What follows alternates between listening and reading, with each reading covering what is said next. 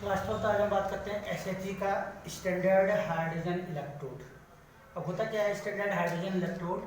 Standard hydrogen electrode आपका hydrogen का electrode होता है, ठीक है। वो कैसा होता है कि आपका प्लेटिनम का एक वायर होता है जो आपका प्लेटिनम का वायर ग्लास ट्यूब के द्वारा इंक्लोज रहता है।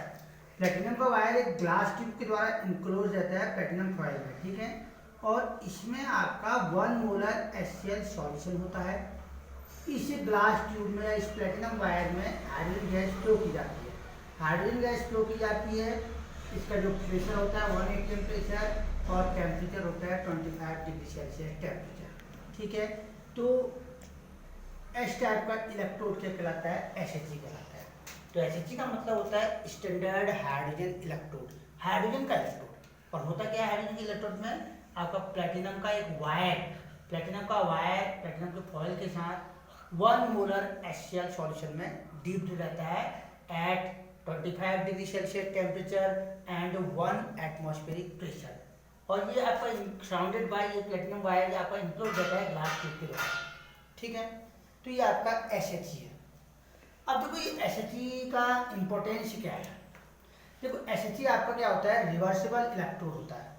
एसएचजी रिवर्सिबल इलेक्ट्रोड होता है और इसका हम पोटेंशियल की बात करते हैं तो जीरो होता है।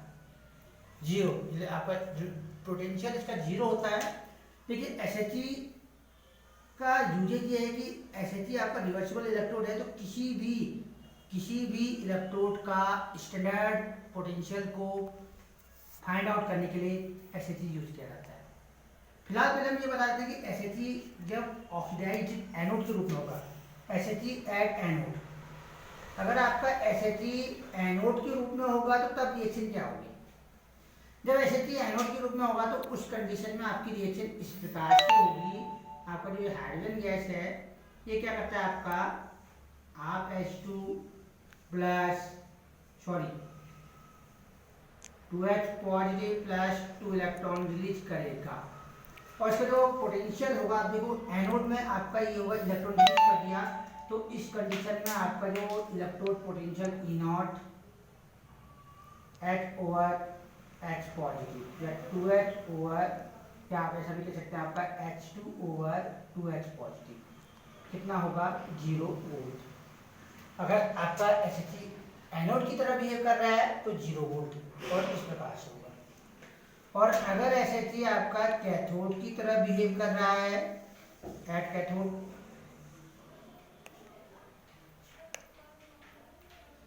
की तरह बिहेव कर रहा है तो क्या आपका क्या होगा? देखिए आपका 2H पॉजिटिव आपका 2 इलेक्ट्रॉन लेगा ये और बना देगा H2। इस केस में आपका E0 2H positive oblique H2 इसकी वैल्यू भी आपका 0 है। तो इसी कारण आपका एसएचजी क्या होता है? रिवर्सिबल इलेक्ट्रोड होता है, 0 वोल्ट इसकी वैल्यू होती है, ठीक है। अगर एनोड की तरफ बिहेव करे तब भी आपका पोटेंशियल वैल्यू 0, कैथोड में भी 0। अब इसका यूजेज क्या है एसएचजी का? एसएचजी का यूज है किसी भी इलेक्ट्रोड का स्टैंडर्ड पोटेंशियल को डिटरमाइन करने में। और कैसे करते हैं? किसी भी इलेक्ट्रोड का स्टैंडर्ड इलेक्ट्रोड पोटेंशियल डिटरमाइन करने में, जिस इलेक्ट्रोड का हमें पोटेंशियल डिटरमाइन करना है, जिस इलेक्ट्रोड का हमें इलेक्ट्रोड पोटेंशियल फाइंड आउट करना है, उसको लेकर हम एक शेल बनाएंगे। हम एसएचजी के साथ उस इलेक्ट्रोड को लेंगे जिसका हमें क्या बनाना है, जिसका हमें कहते हैं पोटेंशियल फाइंड आउट करना है। तो शेल बना के फिर क्या करेंगे? उसमें आपकी रिएक्शन होगी, सेल में रिएक्शन होगी, और सेल में रिएक्शन होगी तो एक पोटेंशियल अराइज होगा, और एक पोटेंशियल अराइज होगा तो उस पोटेंशियल के द्वारा हम फाइंड आउट कर सकते हैं कि कैसे आपका निकाला जा सकता है। जैसे एग्जांपल के तौर पे मैं एक एग्जांपल देना चाहूँगा। जैसे आपको जिंक का रिड्यूस्ड पोटेंशियल हमें डिटरमाइन करना है। हमें जिंक का रिड्यूस्ड पोटेंशियल डिटरमाइन करना है तो मैं क्या करूँगा? देखिए हमें जिंक का इलेक्ट्रोड पोटेंशियल डिटरमाइन करना है एसएचजी के द्वारा। तो मैं क्या करूँगा? ये आपका एसएचजी है, यहाँ पे आपका एसएचजी और जिंक के हाफ शेल को कनेक्ट करके एक गैलोलिक शेल बनाया जाएगा। यहाँ पे एसएचजी वाला शेल है, एसएचजी वाला हाफ शेल है,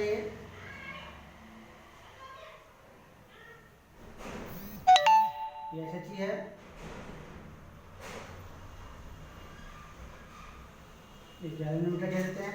और एसएचजी के साथ किसको जोड़ेंगे आप, जिंक एसएचजी आपको जैसे सपोज कॉपर का निकालना है, सॉरी कॉपर ले लेते हैं हम, कॉपर का पोटेंशियल निकालना है, ये आपका कॉपर का इलेक्ट्रोड है सपोज।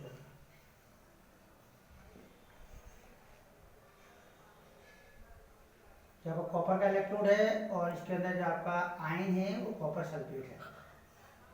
तो इसको कनेक्ट कर दिया हमने गैल्वेनोमीटर से, और एक आपका ये सॉल्ट ब्रिज लगा दिया, दोनों सेलों को कनेक्ट कर दिया सॉल्ट ब्रिज के द्वारा। इस सॉल्ट ब्रिज में आपका स्ट्रॉन्ग इलेक्ट्रोलाइट भरा रहता है, ये हो गया। तो एक सेल बना दिया हमने। ये आपका एसएचई, यहाँ पे ये आपका एसएचई है जो कि आपका किसकी तरह कार्य करेगा, ऑक्सीडाइज्ड हाफ शेल की तरह। ये आपका ऑक्सीडाइज्ड हाफ शेल एसएचई, और ये आपका कॉपर का इलेक्ट्रोड है जो कि आपका रिड्यूस्ड हाफ शेल की तरह बिहेव करेगा। अब होगा क्या, देखो शेल आपको इसमें रिएक्शन होगी, आपका शेल बना दिया है तो रिएक्शन होगी। रिएक्शन कैसे होगी, एट एनोड, एनोड पे क्या होगा आपका एसएचई आपका H2 आपका क्या करेगा 2H पॉजिटिव, देन आपका 2 इलेक्ट्रॉन रिलीज करेगा, ये एनोड पर हो गया, ऑक्सीडेशन का प्रोसेस हो गया। एट कैथोड में क्या होगा आपका कॉपर है Cu+2, ये Cu+2 आपका इलेक्ट्रॉन हाइड्रोजन ने यहाँ डाले तो उसी इलेक्ट्रॉन को इसका आयन, कॉपर सल्फेट का आयन एक्सेप्ट करेगा, तो Cu+2 देन 2 इलेक्ट्रॉन आपका बन गया कॉपर। ये कैथोड पर रिएक्शन हो गया, ठीक है। Total overall reaction, cell reaction,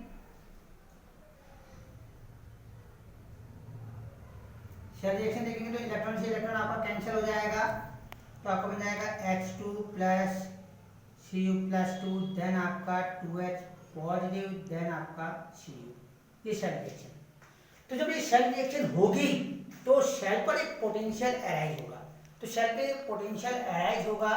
आपका कितना पोटेंशियल अराइज होता है जब ये रिएक्शन होती है, तो शेल पे आपका 0.34 वोल्ट का पोटेंशियल अराइज होता है। जब पूरी ये रिएक्शन हो जाती है तो शेल पे आपका एक पोटेंशियल अराइज होता है 0.34 वोल्ट का। तो उससे हम क्या कहते हैं, कॉपर के रिड्यूस्ड पोटेंशियल की वैल्यू फाइंड आउट कर सकते हैं। आपका एक फॉर्मूला होता है ई शेल इक्वल टू, आपको शेल का पोटेंशियल निकालना है तो ई शेल, ई नॉट शेल कहते हैं इसको, क्योंकि आपका स्टैंडर्ड कंडीशन में निकाल रहे हो, तो E naught cell equal to आपका हो जाएगा E naught cathode minus E naught anode. ये आपका शेल पोटेंशियल का रिएक्शन होता है, शेल पोटेंशियल की वैल्यू होती है। शेल पोटेंशियल का फॉर्मूला होता है आपका E naught cell equal to E naught cathode minus E naught anode. तो देखिए आपका ई नॉट शेल की वैल्यू आपका 0.34 वोल्ट आ रहा है, तो 0.34 यहाँ आएगा।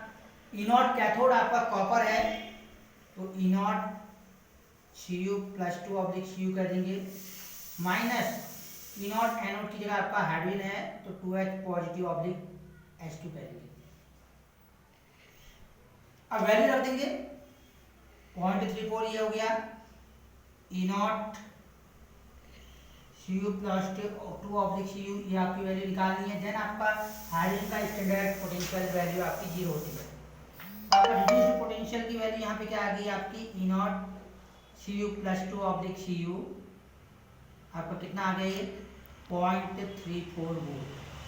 तो हमने एसएचजी की सहायता से, एसएचजी के हेल्प से कॉपर का standard reduced potential find out कर दिया। किया कैसे, हमने शेल बना दिया एसएचजी को लेकर और कॉपर के हाफ शेल को लेकर एक शेल बना दिया, आपका सॉल्ट ब्रिज कनेक्ट कर दिया। शेल बनने पर शेल की रिएक्शनें होंगी, आपका एसएचजी यहाँ एनोड की तरह बिहेव करेगा, ऑक्सीडाइज्ड हाफ शेल है, कॉपर वाला इलेक्ट्रोड आपका रिड्यूस्ड हाफ शेल है, दोनों में शेल रिएक्शन होगी। और शेल रिएक्शन होने के बाद आपका शेल पे एक पोटेंशियल अराइज होगा जिसको कि हम ई नॉट शेल कहेंगे, और ई नॉट शेल का फॉर्मूला आपका होता है E naught cathode minus E naught anode. यहाँ कैथोड आपका कॉपर का इलेक्ट्रोड है और एनोड आपका एसएचजी है। तब आपका जो ई नॉट शेल की वैल्यू आई है 0.34 यहाँ हो गया, देन आपका ई नॉट कॉपर, देन आपका ई नॉट आपका ये हाइड्रोजन। तो ई नॉट कॉपर की वैल्यू आपकी 0.34 वोल्ट हो गई। क्लियर है। ऐसे आप जिंक का भी निकाल सकते हैं, ये तो मैंने कॉपर का कहा था। अब अगर आपको जिंक का निकालना है तो उस केस में क्या हो जाएगा, जिंक के केस में एसएचजी आपका कैथोड हो जाएगा और जिंक आपका एनोड की तरह बिहेव करने जाएगा। अगर हम उस केस में अगर हम दूसरा एग्जांपल हम देना चाहें अब जैसे हमें निकालना है जिंक का पोटेंशियल, अभी तो हम कॉपर का निकाल रहे थे, अब जिंक का निकालना है, हमें फाइंड आउट करना है E naught Zn plus 2 oblique Zn, इसकी वैल्यू फाइंड आउट करने की कितनी होगी, इसका पोटेंशियल निकालना है। तो हम क्या करेंगे, अब देखो जिंक और Sh लेंगे तो यहाँ पे जिंक आपका हाईली रिएक्टिव होता है, तो यहाँ पे जिंक का जो इलेक्ट्रोड होगा वो ऑक्सीडाइज्ड हाफ शेल कहलाएगा। ये जिंक का इलेक्ट्रोड हो गया और ये जिंक का आयन हो गया। अब जिंक क्या हाईली रिएक्टिव है तो जिंक का आपका ऑक्सीडाइज्ड हाफ शेल हो गया, और यहाँ पे आपका Sh जो होगा, Sh आपका यहाँ पे रिड्यूस्ड हाफ शेल बन जाएगा।